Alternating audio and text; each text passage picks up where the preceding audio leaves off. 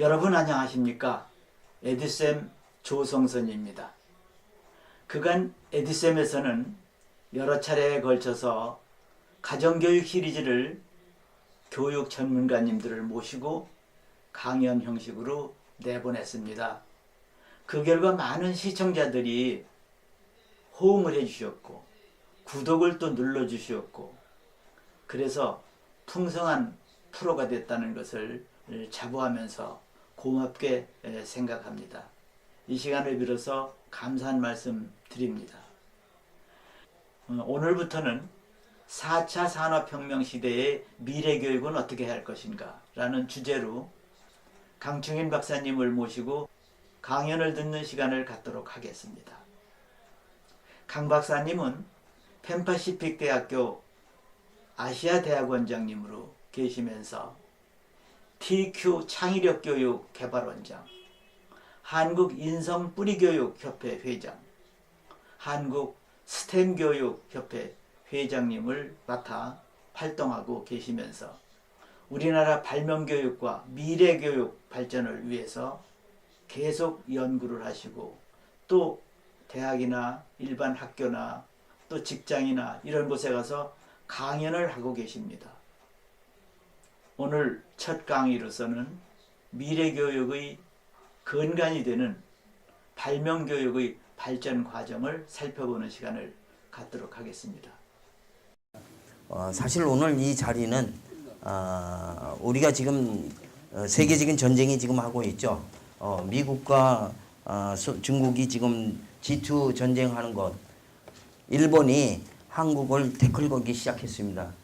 이것이 다 이제 무역전쟁이라고도 얘기하는데 이 무역전쟁의 기본이 바로 지식재산권이라고 얘기합니다.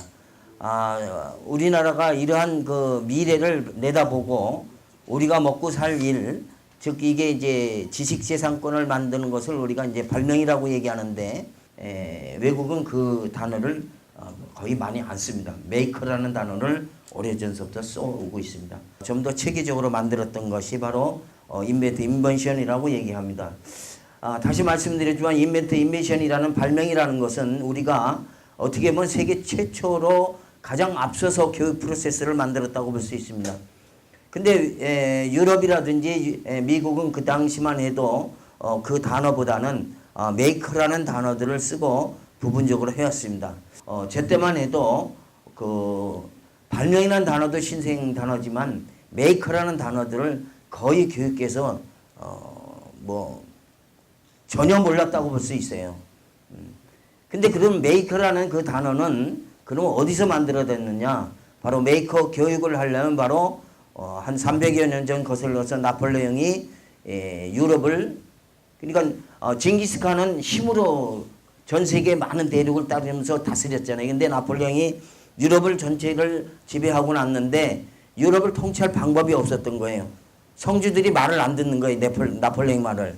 그래서 어떻게 하면 되겠냐. 그래서 그 당시에 석학자들을 그 당시 이제 최고 석학자라고 그러면 교육자 그러면 철학자들이 위주가 됐으니까 그 사람들 전부 모아갖고 물어보니까 한 3개월 동안 기간만 달라. 그래서 3개월 동안 연구해서 나온 답이 바로 교육이라는 겁니다.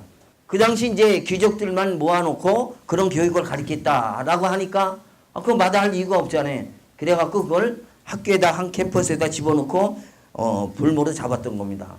볼모로 잡고 야 너 이제 말하는 성주가 말하면 너 말 안 들어? 네 아들 지금 어떻게 될지 알아? 뭐 이런 협박을 한 거죠. 그런 수단으로 삼았던 것이 바로 교육인 STEM이라는 교육입니다. STM입니다. STEM. 그걸 1990년대에 미국에서 야 미국이 경쟁력을 살리면 어떻게 할 거냐라고 고민하다가 미국은 1776년 7월 4일 날 독립선언을 했죠. 그 전서부터 세계 열강들이 다 모여있지만 미국의 미래가 암담했어요. 자, 미국 미래에 어떻게 할 거냐.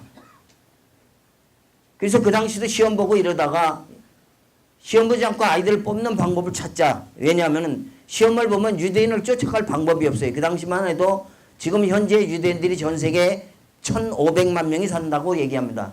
이스라엘에 750만, 그리고 미국을 비롯해 해외에 살고 있는 유대인들이 750만, 그래서 한 1,500만 명이 사는데 지금으로부터 100여 년 전에 미국의 유나이티드 스테이트 그래 연방 국가잖아요. 미국의 국가의 모든 교육도 네덜란드, 포르투갈, 스페인, 영국, 뭐 독일 뭐 이런데 모든 사람들이 이민을 와가지고 이민 올 때는 그냥 오는 것이 아니라 몸만 오는 게 아니죠.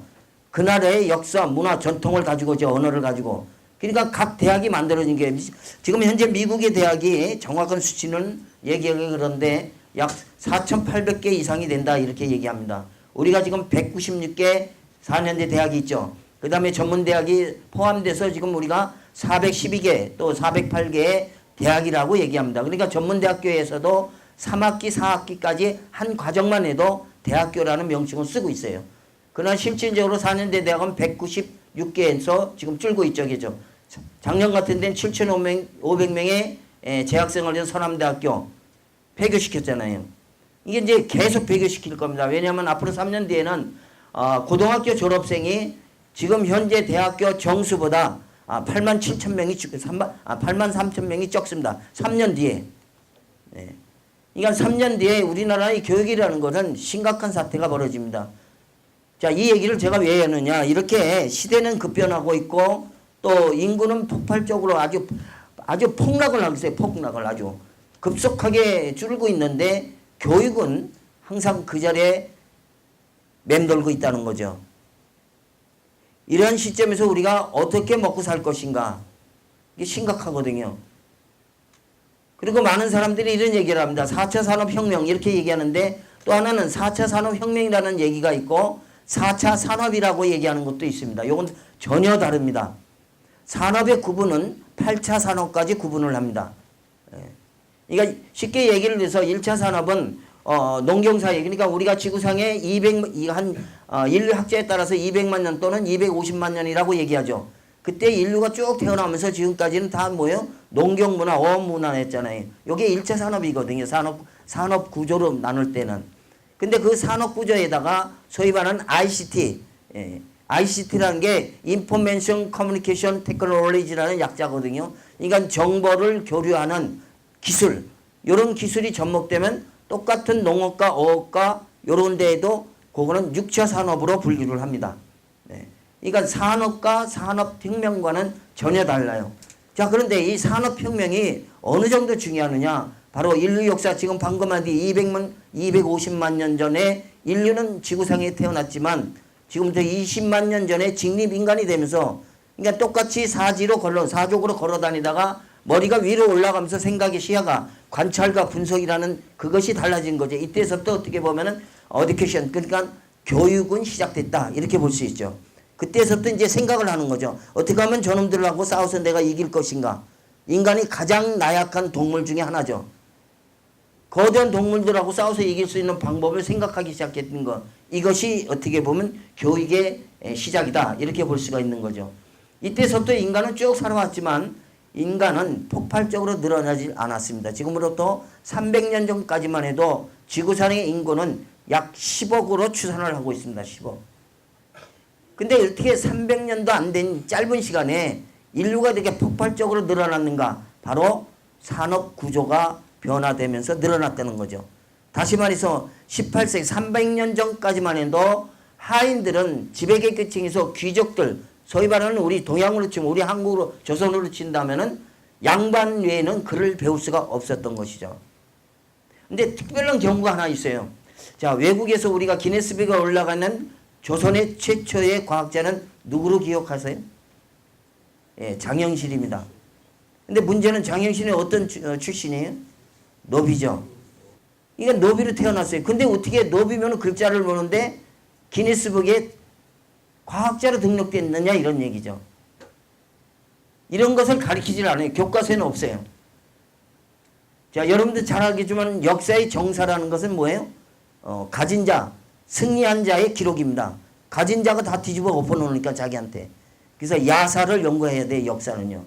야사에 보면은 장현실이 어떻게 성장했던가 발명을 하고 과학자가 됐던가에 대한 기록이 아주 짧게 나와 있습니다. 그걸 우리가 학자들이 추론을 해봤을 때 장영실이 글자를 보이게 되던 기회도 있었고 이런 거예요. 그러니까 이 교육이라는 건 반드시 어떤 교육장 틀에서만 배우는 것이 아니라 라이프 사이클, 즉 생활 속에서 얼마든지 학습될 수 있다는 것이죠. 바로 이것이 유럽에서는 일찍이 알았던 거예요.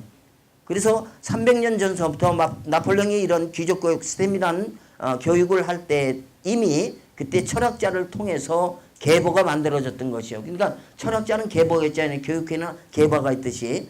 자, 이런 차원이 바로 어떻게 보면 인類역사의 교육의 근간이다라고 분석을 학자들이 하고 있습니다. 자, 그런 차원에서 자, 미래에 사회는 엄청난 빠른 속도로 변하는데 어느 정도 속도느냐?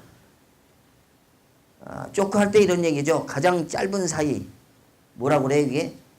네, 눈 깜짝할 사이. 근데 그건 분명히 시간이에요. 눈 깜짝 사이가 시간이거든요. 근데 과거는 그 시간을 계산을 할 수가 없었어요. 근데 지금은 계산을 해요. 왜? 1초를 10만 분의 1까지 쪼개고 있잖아요. 이게 나노혁명이라는 거거든요. 이런 식으로 교육은 그쪽을 쫓아가질 못하고 있는 거예요. 현실은 이렇게 급변하고 있는데 교육은 답보 상태로 멈춰 있다는 거죠. 그래서 오늘 제가 얘기하는 거는 그런 차원에서 시대는 어떻게 변했는가에 대한 얘기를 부분적인 것만 간단하게 말씀드릴 것 이렇게 생각합니다. 그래서